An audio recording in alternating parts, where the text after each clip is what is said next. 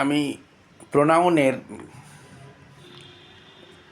প্রকারভেদের একটা অংশ personal pronoun সম্পর্কে আর একটু ক্লিয়ার করে কথা বলতে চাচ্ছি। পার্সোনাল প্রোনাউন 3 রকম হয়: first person, second person, third person. First person হচ্ছে সিঙ্গুলারে আই হবে, প্লুরালে হবে উই। সেকেন্ড পারসন সিঙ্গুলারে ইউ, প্লুরালেও ইউ হবে। তুমি তোমরা একই জিনিস ইউ দিয়ে ডিনোট করা হয়।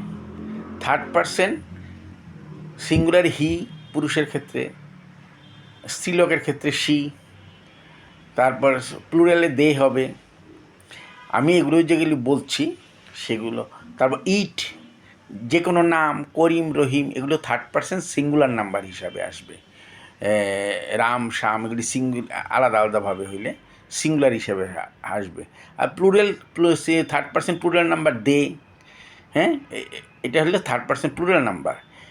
এগুলো সাবজেক্টিভ ফর্ম হিসাবে ব্যবহার হবে, অর্থাৎ এগুলো একটা সেন্টেন্সের সাবজেক্ট হিসাবে ব্যবহার হবে। যেমন I go to school, he goes to school. ওই যে আমরা যে বলি থার্ড পারসন সিঙ্গুলার নাম্বার, হিটা যেহেতু থার্ড পারসন সিঙ্গুলার নাম্বার, এই জন্য প্রেজেন্ট ইনডেফিনিটেন্সে ভার্বের সাথে এস বা ইএস যুক্ত হয়। এই জন্য থার্ড পারসন সিঙ্গুলার নাম্বারটা চিনতে হয়।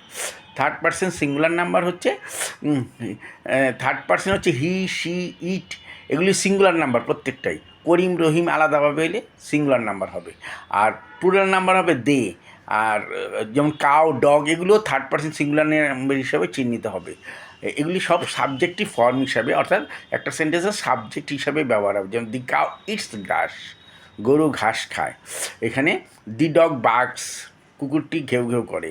এগুলি হচ্ছে থার্ড পারসন সিঙ্গুলার নাম্বার কারণে ভার্বের সাথে এস বা ইএস যুক্ত হইল, এবং দি ডগটা সাবজেক্টিভ ফর্ম হিসাবে ব্যবহার হইল। এখন অবজেক্টিভ ফর্মটা কী হবে? ফার্স্ট পার্সনে অবজেক্টিভ ফর্ম হবে মি, আই, সিঙ্গুলার ক্ষেত্রে মি হবে, আইয়েরটা মি হবে, আর প্লুরালে হবে উইয়েরটা আস হবে। Give me a glass of water, objective form, অর্থাৎ একটা সেন্টেন্সে অবজেক্ট হিসাবে ব্যবহার হবে। যেটা ইয়েরটা কী হবে?